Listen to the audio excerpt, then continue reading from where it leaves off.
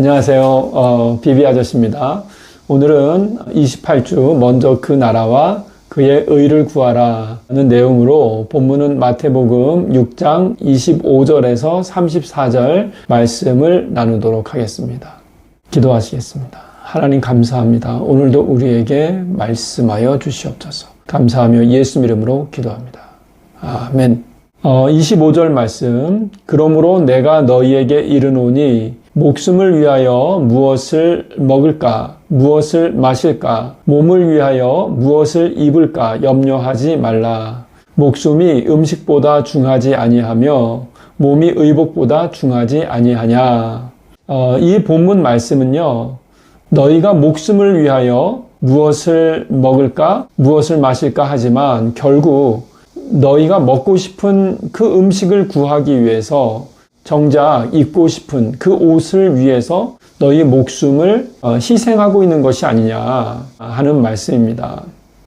그러니까 나 저건 먹고 싶어, 저 옷 갖고 싶어요, 저 차 사고 싶어요, 저 집 갖고 싶어요 하면서 너희의 생명과 건강과 인생을 돌보지 않는 어리석은 자가 되고 있지 않느냐, 이런 말씀입니다. 그런 어리석은 자가 되지 말라. 26절 말씀은요, 공중의 새를 보라. 심지도 않고 거두지도 않고 창고에 모아들이지도 아니하되 너희 하늘 아버지께서 기르시나니 너희는 이것들보다 귀하지 아니하냐.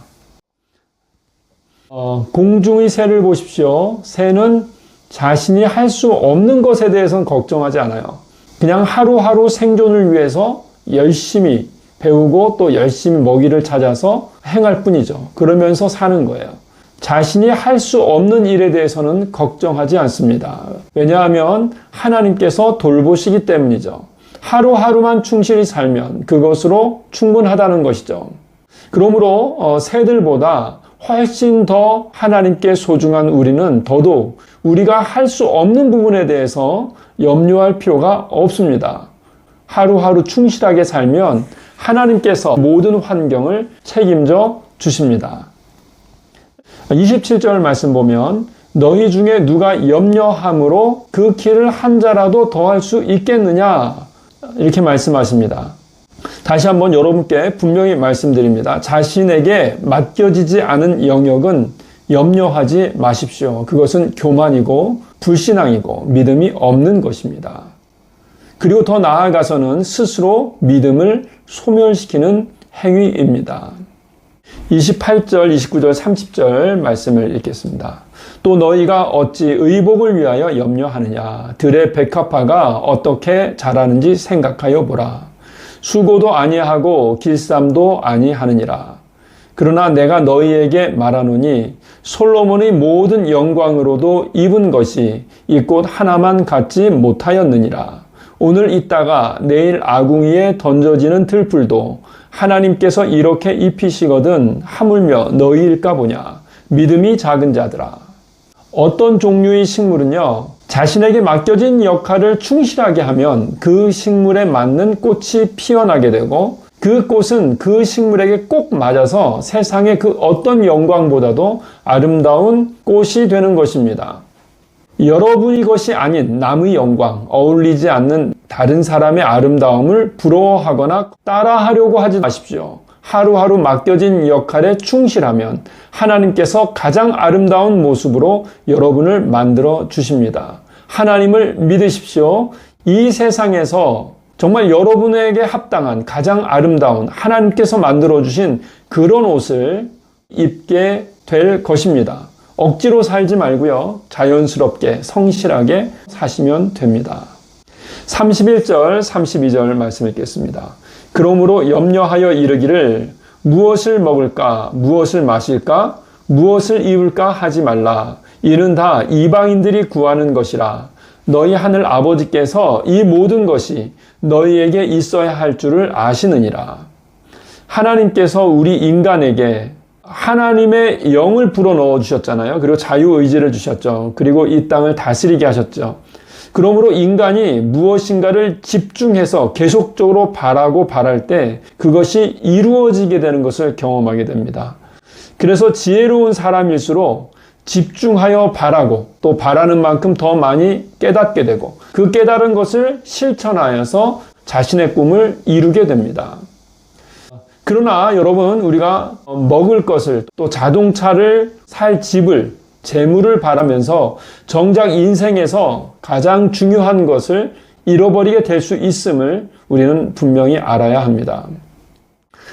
이 부분에서 바로 하나님의 사람과 세상의 사람이 나뉘어지는 것입니다.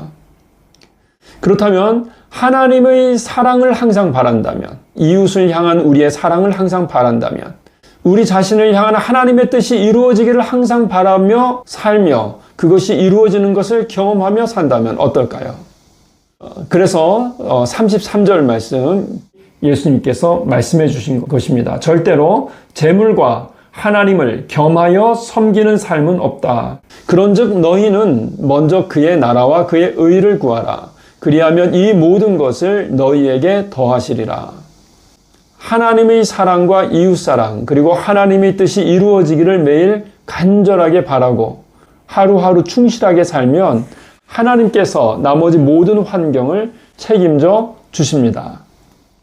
그래서 저는 그 바람이 또한 이루어지는 과정 속에서 이번에는 어떤 집으로 이사 가는 것이 옳겠다. 이번에는 어떤 차로 바꿔야겠다 등을 생각하면서 행동하게 됩니다.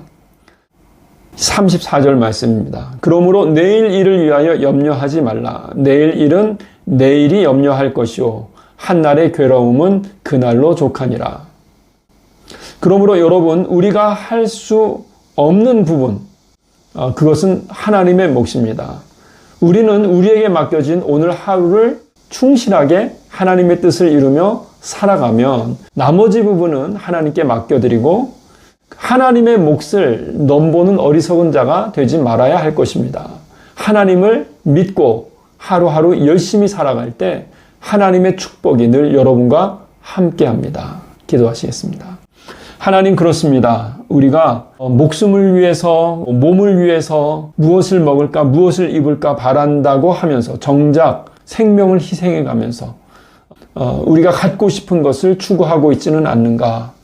또한 우리가 할 수 없는 영역까지도 바라고 염려하면서 교만한 모습으로 하나님을 믿지 못하고 하나님을 원망하는 그러한 모습은 우리에게 있지 않은가. 하루하루 충실하게 살고 감사하면서 하루하루 가장 중요한 하나님의 뜻이 이루어지기를 바라면서 살아야 하는데 정작 중요한 것을 잃어버리고 있지 않은가. 우리가 늘 생각하고 하나님의 뜻이 이루어지기를 성실하게 바라며 하루하루 살아가고 그 삶 가운데서 주님의 놀라운 뜻이 이루어지는 것을 경험하며 나아가는 우리의 인생이 되게 하여 주시옵소서. 감사하며 예수 이름으로 기도합니다. 아멘.